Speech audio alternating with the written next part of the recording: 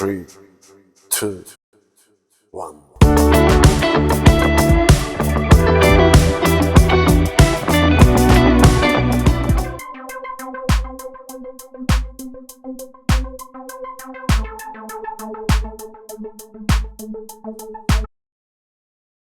Варангер Гигла. Здравейте на всички, казвам се Румен Матев и искам да благодаря на всички, които гледат моя канал.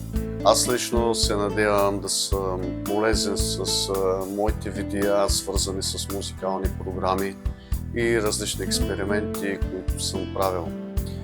Днес отново искам да коментирам и темата кой аранжер да изберем, когато сме решили да купим Варангер или Гиглад.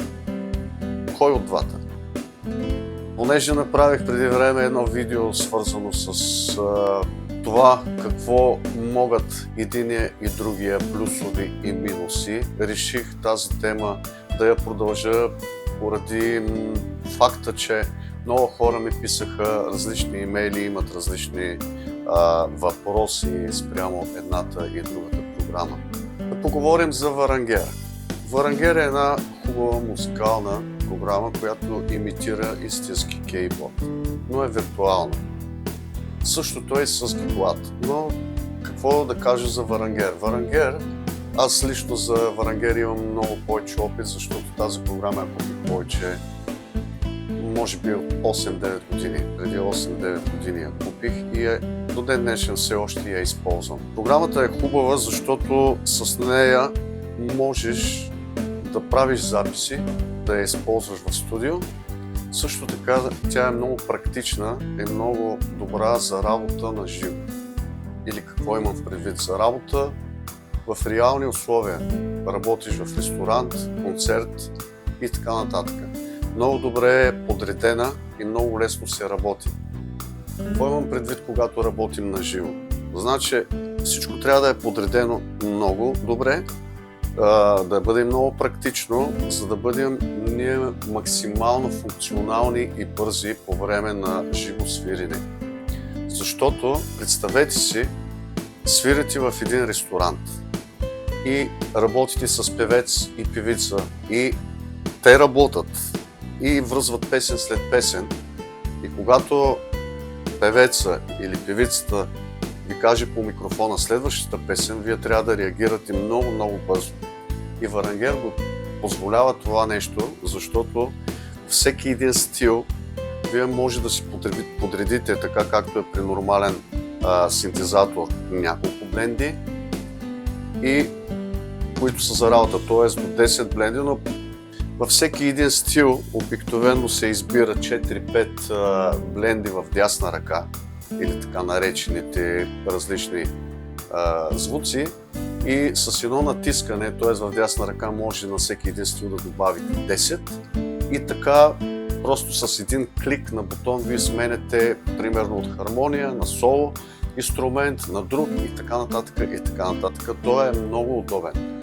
Но едно от главните неща, които Варангер има, е това, че може да използвате различни стилове.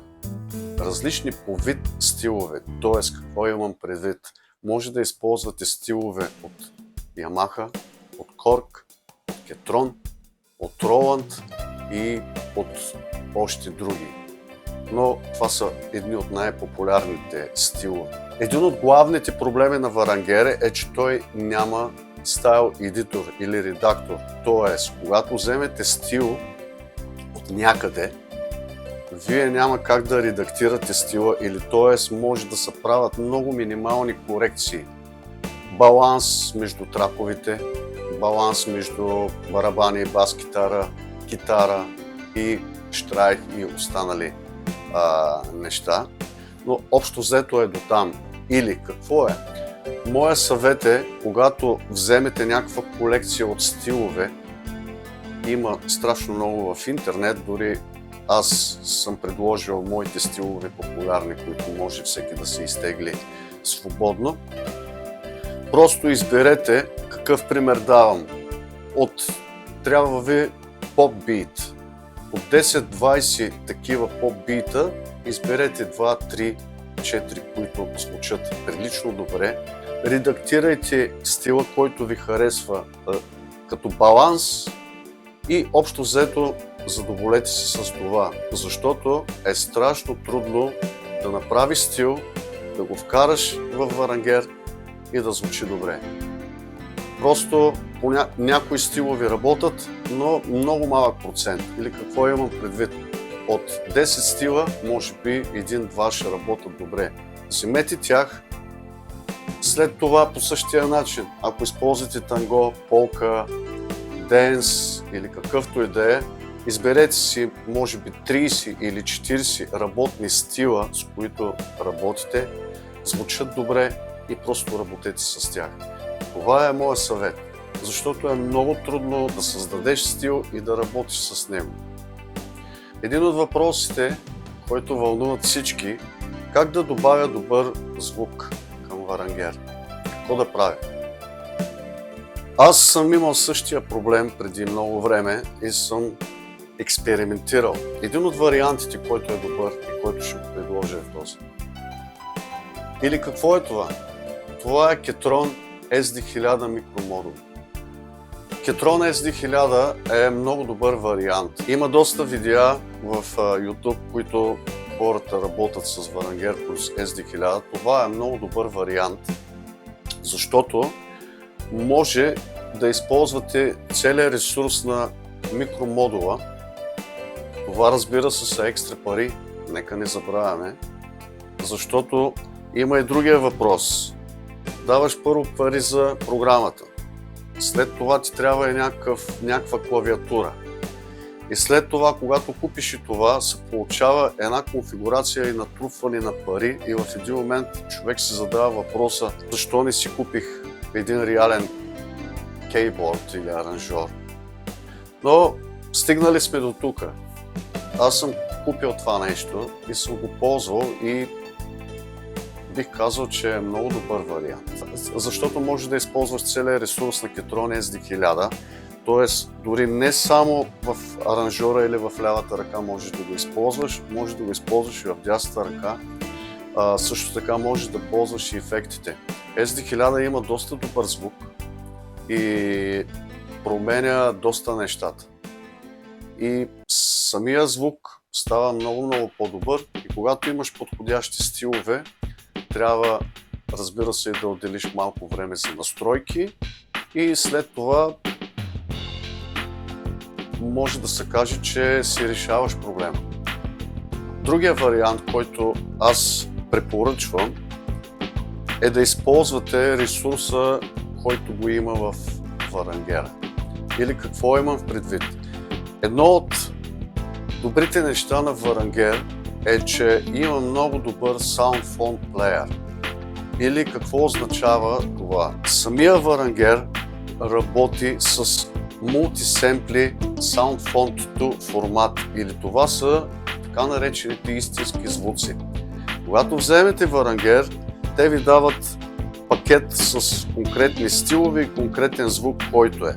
В повечето ситуации хората търсят допълнителен звук, за да обогатят или това, което го имат, не им е достатъчно. И ето решението. Значи, може да добавите звук, като си закупите или намерите някаква колекция от Sound Font 2 Multisamplis.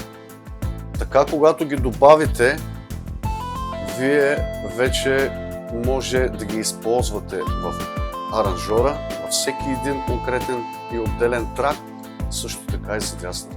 Защото така не товариме самата програма, много лесно се работи, минимални редакции и настройки се правят и това за мен е едно от най-удачните решения. Защо? Защото аз лично съм експериментирал, като добавям различни VST инструменти. Или какво имам в предвид? Ако си представите една класическа група, поп група или рок група, обикновено там са класическите инструменти: барабани, бас-китара, китара, соло китара и клавирни инструменти. Нали така? Когато вземем един стил, ние по принцип ги имаме тези неща. Имаме трак на барабани с перкусии понякога, имаме почти навсякъде бас китара, имаме китара като ритъм китара, имаме и някакъв вид кейборд. И по принцип аз винаги, когато балансирам някакъв стил, се концентрирам точно върху тези 4 трака, те да бъдат звучащо добре, за да може, когато пуснеш стила и той започне да работи, да бъде максимално реалистичен към истинска банда.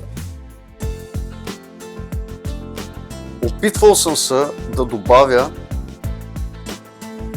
чрез VST инструменти различни по вид барабани. Има най-различни на пазара, Контакт имат много добри, има и много други VST инструменти за барабани.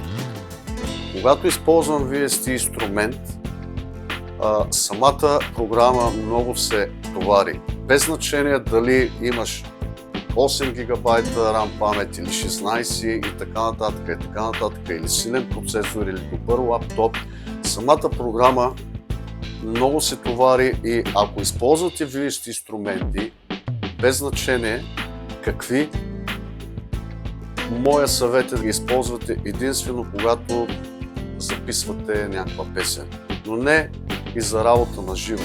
Защо? Защото един хубав комплект барабани, да кажем на Контакт,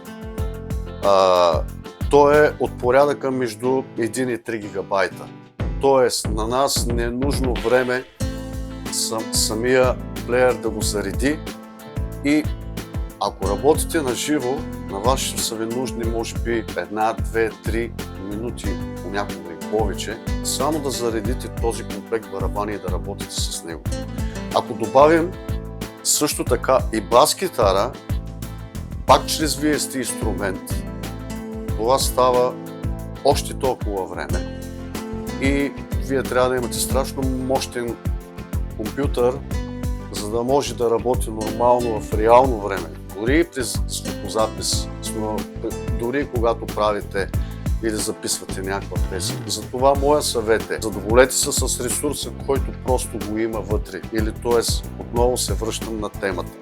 Намерете си стилови, изберете конкретни, които горе-долу звучат добре, направете малка редакция.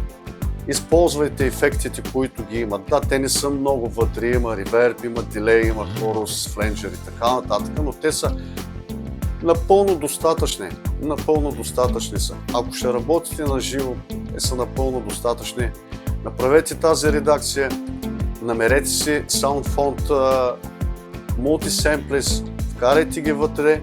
SoundFont Player работи много добре с SoundFont Multisamples. Създадете си една библиотека, изберете си, когато си изберете някакъв стил, вкарайте му допълнително работни бленди за дясна ръка и проблема ви приключва. Аз лично съм използвал Варангер за работа на живо и съм работил доста пъти абсолютно на живо и работи перфектно. Работил съм дори с бенд, свирал съм дори и концерт и трябва да ви кажа, че когато си направя предварителната подготовка и в зависимост от мястото и апаратурата, с която свира, в момента понякога ми избиват, да кажем, хармонията е по-силна, намаляме на място и просто в реално време, докато свира или примерно барабаните са ми силни или слаби или бас китарата, аз правя редакция в реално време, записвам, но не спирам. И просто хората танцуват и въобще дори никой не разбира, че аз правя някакви минимални корекции. Но все пак, нали, вие трябва да имате някаква редакция и трябва да имате някаква подготовка, за да може да работите. Но аз съм с две ръце, спокойно може да работите на живо с него. Много е добър, много е реалистичен. Ако се вземете някаква MIDI клавиатура, която има плазгачи, има копчета. Вие там може да си направите настройки, т.е. да си избирате стиловете, да ги сменете, да сменете банка A, B, C, D и така нататък, да избирате бленда в дясна ръка. Точно с едно натискане на пръста по бутона или по плазгача, там също може да си направите усилване, намаляне, което аз лично съм го правил. Какво е Giglad? Giglad е абсолютно същото, един виртуален аранжьор, той е по-нов модел. Аз имам Giglad от не толкова отдавна, мисля, че повече от година и половина. Също така много добра програма. Giglad, едно от брилянтните неща, които са направили, е, че има вграден семплер с вградени звуци, или какво имам предвид. Тук вече имаме някаква база на саунд. И този семплер, звуците са доста добри, т.е. има няколко комплекта барабани, има няколко комплекта бас, китари и така нататък. Всичко, което ти е нужно. Когато вземеш стила и го пуснеш, дори да е нов или какъвто и да е, ти използваш звуците на самия семплер. И той е доста приличен, доста добър. И барабаните звучат добре, и баса звучи добре, и китарите също са добри. И ако нямаш високи претенции за звук, мисля, че това е много добро решение. За мен Giglad е много добра програма, също така, но е много доста по-трудна за работа на живо. Или какво имам предвид? При Варангер самата програма е направена много добра за работа, т.е. там има изразено място за дясната ръка, за стиловите, има много хубава ясна подредба и много бързо се работи. При Giglad самата програма така е направена, че по принцип едно от недостатъците лично мене, което ме дразни, е, че когато избереш стил, при Варангер натискаш и тръгва на момента. Въобще няма никакво изчакване. Докато тук, според стила, понякога когато натиснеш стила, той го зарежда и понякога има едно забавяне от 1 до 3 до 4 секунди. Понякога дори се случва, когато избера стил и да се получи бък, което това при Варангер го няма, не ми се е случвало. Но тук при Giglad ми се е случвало. Но едно от главните неща на Giglad е този семплер. Тоест, това е невероятно. Тоест, взимаш програма, в която има конкретно доста добър звук. И за мен това е много добро, защото взимаш аранжор със звук. Тоест, практически ти си купуваш един вид някакъв виртуален кейборд, който е много реалистичен с истински. Другото добро нещо на Giglad и при всички положения превъзхожда Варангер е, че има доста добри ефекти. Тоест, тук ефектите, говоря за реверб, говоря за стандартните ефекти, които почти всеки един ползва, хорус, реверб, фленджър и дилей и така нататък. Тук са много по-добри от на Варангер. Тук ги има вградени, т.е. когато купиш Giglad, ти го имаш като пакет вътре. Това е много добро. Другото нещо, което също е хубаво, че има Soundphone Player. Този Soundphone Player, така както при Варангер, тук също можеш да добавиш звуци и много бързо се работи с тях. Главният минус на Giglad е, че използва стилове само на Yamaha. Не можеш да използваш стилове от Korg, от Ketron, от Roland или от друго място. Тоест, взимаш стилове на Yamaha. Разбира се, да, почти от всички модели, но когато вземеш стила, без значение от Genos или от някаква PSR Yamaha, има същия проблем. Взимаш 100 стила, започваш да ги прослушваш, тук има танго, тук има поп. И целият стил е така. VST. Тук самото меню на VST е доста по-добре направено, Но пак имаме същия проблем. Зареждаме виести и това е отново с изчакването. И искаш, примерно, в друм секцията да вкараш някакъв виртуален комплект барабани, но този виртуален комплект барабани е от порядъка на отново 1, 2 или 3 гигабайта. Той няма как да се зареди с едно натискане, просто трябва да изчакаш. И от тук насетне идва времето. И чакаш. Затова отново аз се връщам на моя първи съвет, който дадах и за Варангер. Използвайте ресурса, който ви е даден. Това, което има, задоволете се или добавете малко. Тук също може да добавите SoundFont Multisamples и да работите много бързо с тях, което аз също го препоръчвам. Специално в Gigawat SoundFont плеера не е толкова добър, както е при Варангер, но е better from nothing или по-добре и това, отколкото нищо. Какво да ви кажа, приятели, кой да изберете? Нямам конкретна идея да ви кажа този е добър или този не е. И двата са достатъчно добри, хората са постарали и са направили добри аранжори, и двата са доста добри. Проблема е такъв, че много хора ми пишат и казват, но специално за Варангер влизам във форума, имам някакви конкретни въпроси и почти никой не отговаря. Развитието на Варангер или нови апгрейди от доста време насам просто тотално е спрял и аз поне контактувах с Дан, или това е собственика на Варангер, който да направи някакъв стайл едитор или редакция на стилови. Все още чакам повече от 9-10 години, дори не вярвам, че ще го направи. В Gigawat има така наречения стайл едитор, но не мисля, че добър е, но не чак толкова. Т.е. може да се редактира някакъв стил, но да си направиш твой стил и така нататък, е доста трудно.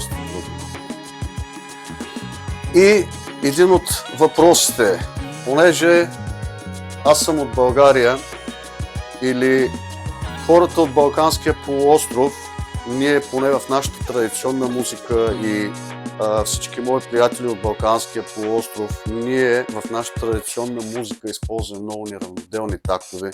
Имаме много етнични инструменти, които почти ги няма фабрични във всеки.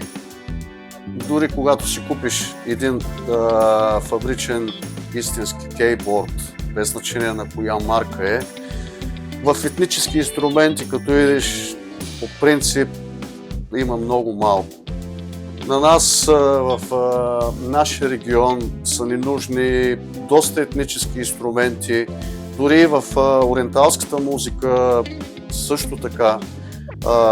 Трябват ни ориенталски перкусии, трябват ни етнически инструменти, като кларинет, като зурна, като гайда, като кавал, като бузуки и много други. И по принцип няма как почти фабричните кейборди не ги добавят. Тук в Варангер и в Gigawat почти няма също така етнически инструменти. И тук главният въпрос е откъде е. Също така и за стиловите. Значи етнически инструменти по същия начин може да се добавите като колекция единствено чрез SoundFont формат или SoundFont Multisamples. И тогава вече може да добавите този допълнителен саунд. Ако имате някакъв ориенталски или неравноделен такт, просто по същия начин изберете вижте някой, който звучи добре, добавете му някакви вече етнически барабани. Най-вече аз лично използвам класически барабани и добавям в перкусията дърбука или някакви ориенталски перкусии. Оттам вече идва вече разликата и всъщност вече самия саунд се променя и самата музика вече звучи доста по-ориенталска или по-етническа. Това е, което е като идея, която ви я давам. Мисля, че това е достатъчно. В бъдеще може би ще направим още една дискусия и още една тема да я доразвием. Отново искам да благодаря на всички, че гледат моя канал. Искрено се надявам, ако съм полезен с тази информация, и желая всичко добро.